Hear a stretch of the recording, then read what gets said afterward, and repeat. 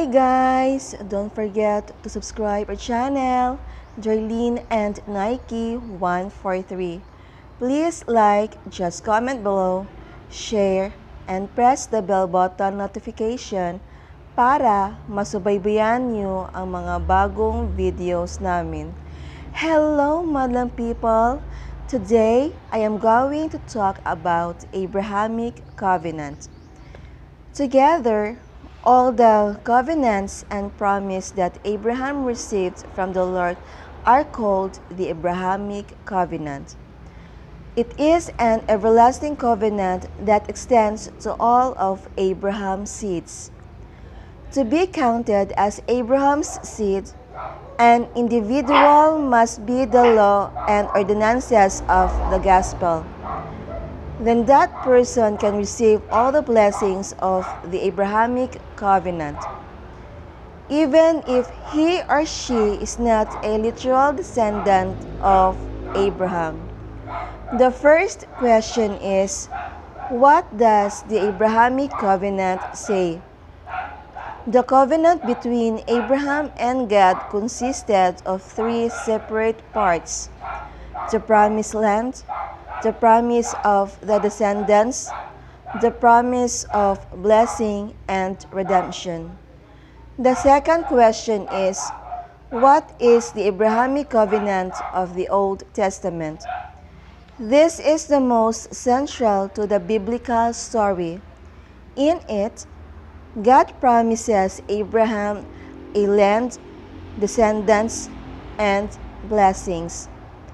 This blessing promised to Abraham would extend through him to all the people of the earth.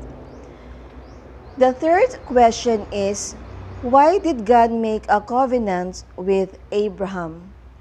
It was not if Abram had stopped walking before God, but he was reminded to continue walking in such a way that he always depended on God. God did not demand the perfection of a sinless life, but God wanted Abram's life completely devoted to Him.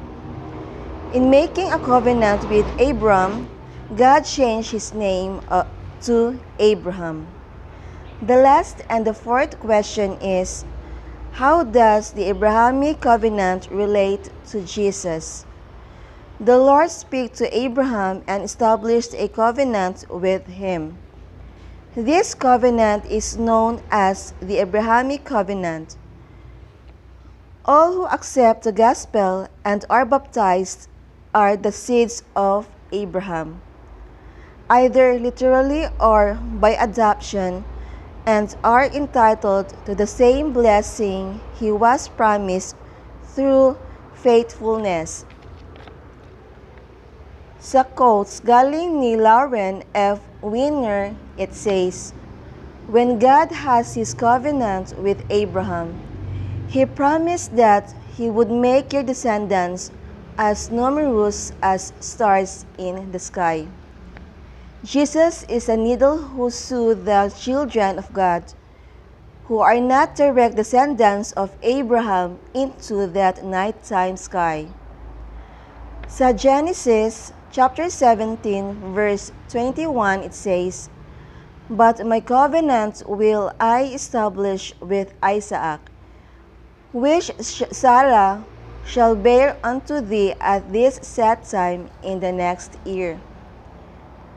Sa Exodus chapter 19, verse 5, it says, "Now, therefore, if ye will obey my voice indeed, and keep my covenant, then ye shall be a peculiar treasure unto me above all people, for all the earth is mine."